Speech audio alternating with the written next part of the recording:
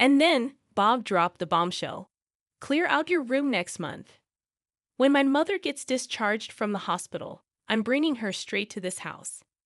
Living together might make household chores easier, but I'll have to face my mother-in-law and endure her snide comments every single day. I was utterly devastated. Understanding that he seemed determined to make this happen with his mother, rather than argue with him, I knew it was better to discreetly take measures. Years of experience had taught me that. Bob left, not suspecting a thing, and seemed quite pleased. Everything's going according to my plan, I thought. It was so simple, it was laughable. A few hours later, after tidying up and taking a break, my phone rang loudly. It was a frantic call from Bob. Hey, what the heck? The house is empty. I am Catherine Rose, a 45-year-old working mother holding a managerial position at a publishing company. I have a husband and 2 kids, a typical American family. When I got married, the idea of balancing work and family was just beginning to gain traction. It was an era when it was common for women to marry and become homemakers. Bob had allowed me to work, and in return, I've given my all to both my job and household chores. After having kids, I've been fully committed to raising them as well. But lately, I've been feeling overwhelmed. My mother-in-law, Mary, who was initially against me working, has started to complain. When are you going to stop this job nonsense? You're such a terrible wife. Back in our day, the job came second. Our main duty was to dedicate ourselves to our homes. I've been working hard in both my career and home, raising the kids and managing household chores.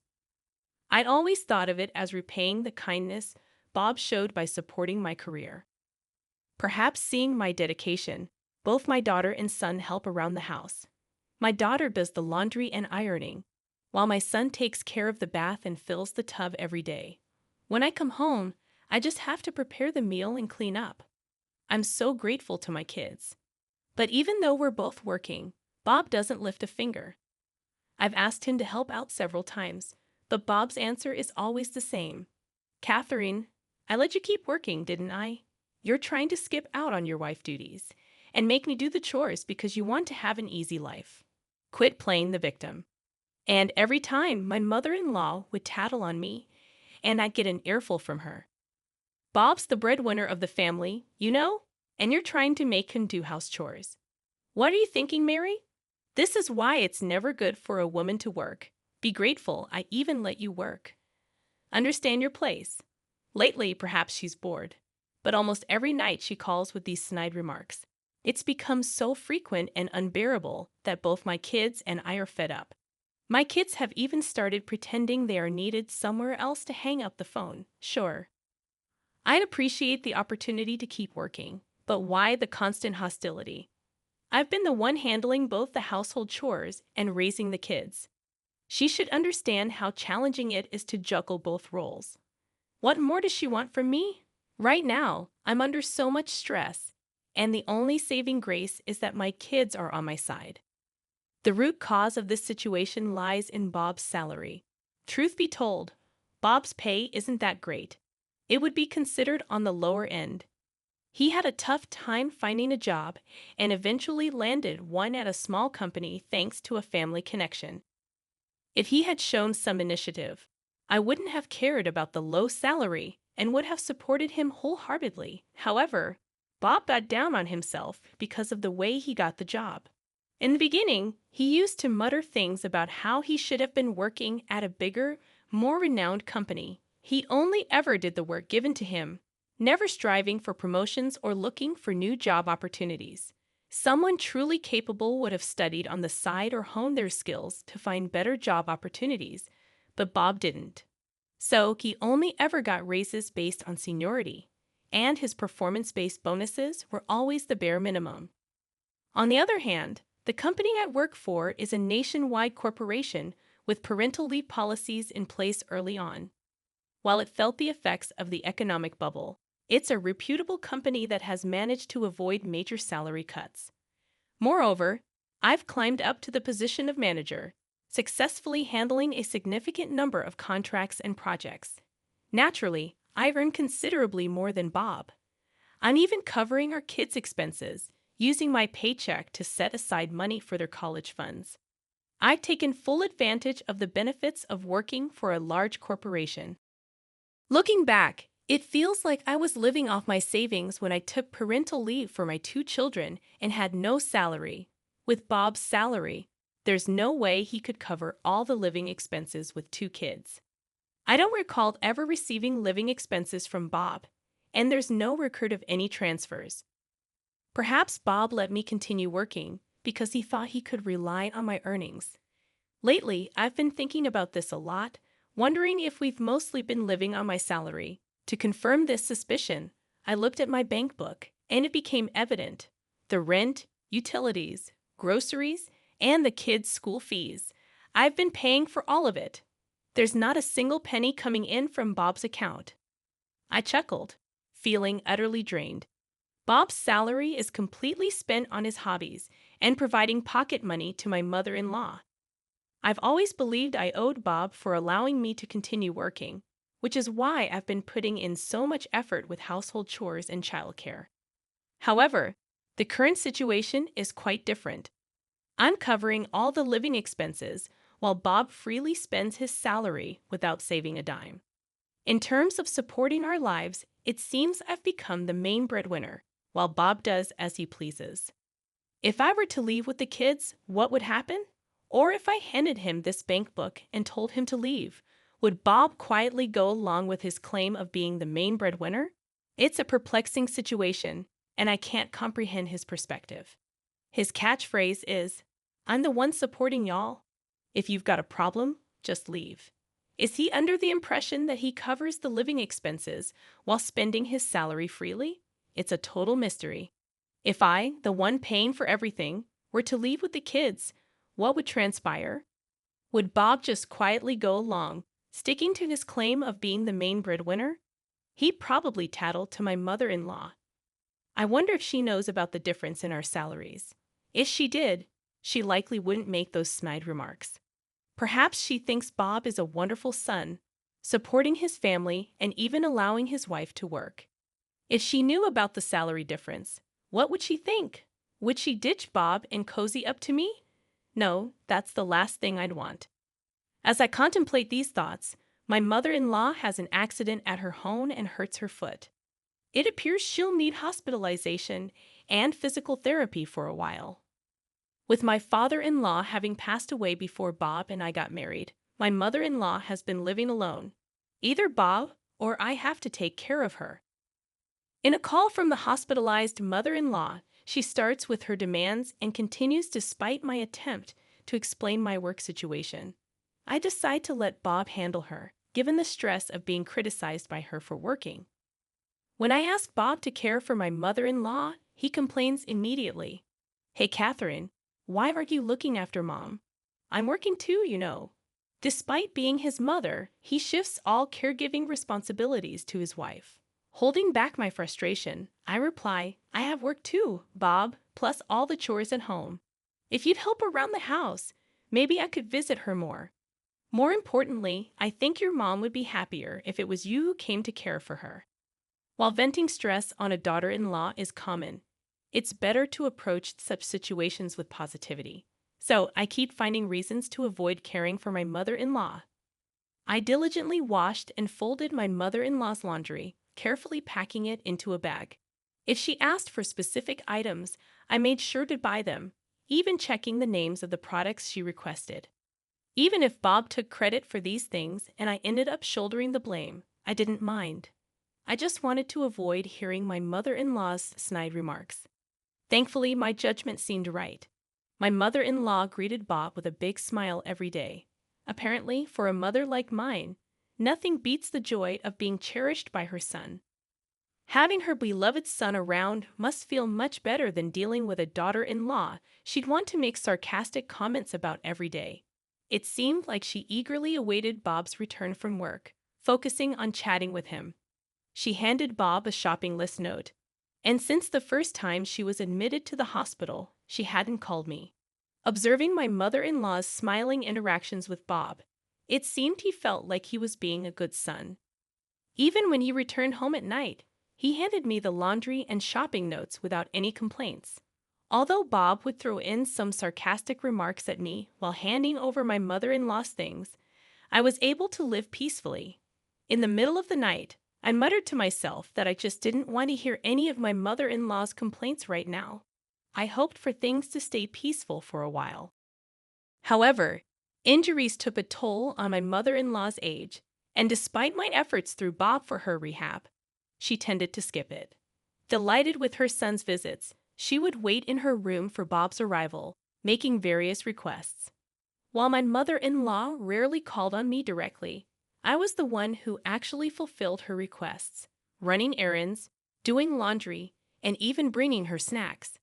All she did was sit in her hospital room, chatting cheerfully with her son, while I handled the housework. It was a relief not to see my mother-in-law, but I was worn out from her numerous requests, and shopping alone became a significant chore. Understanding that living alone was inconvenient with her weakened legs, my mother-in-law made a shocking request to Bob. She expressed difficulty in shopping and preparing meals, asking him not to leave her alone. Of course, Bob sided with her, suggesting they live together. It seemed they were moving in that direction without consulting me. Finally, Bob dropped the bombshell. He would be living with his mother starting next month, instructing me to clear out my room. From the perspective of efficiency in household chores, it made sense for my mother-in-law to live with us. However, I was now faced with the prospect of seeing my mother-in-law every day and enduring her nagging.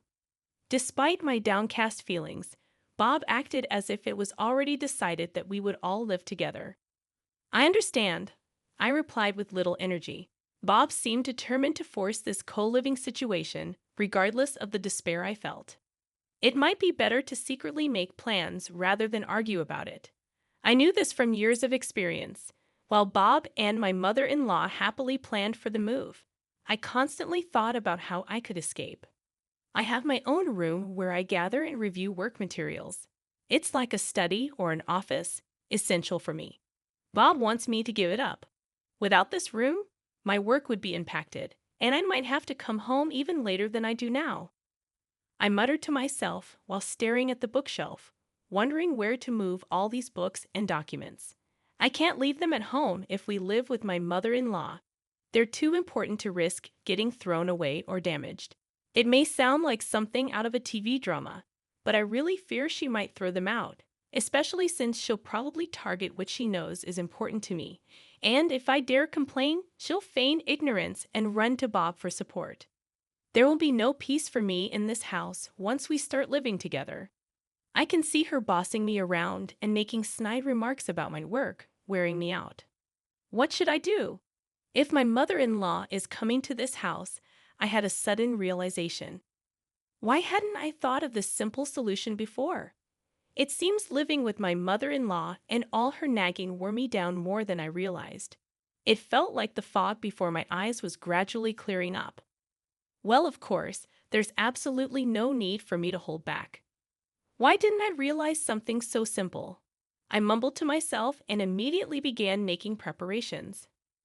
As the month changed, the day of my mother-in-law's discharge from the hospital arrived. Bob was all excited, having taken the day off from the start of the morning. "Hey, you better take proper care of my mom from now on. Don't think I'm going to step in like I did when she was in the hospital," he said in a commanding tone. Without responding to Bob's order, I changed the subject. "Oh, speaking of which, your mom's been in the hospital for quite a while, right? Hospital food is bland, and they don't give you much. I bet a gourmet like her wasn't satisfied.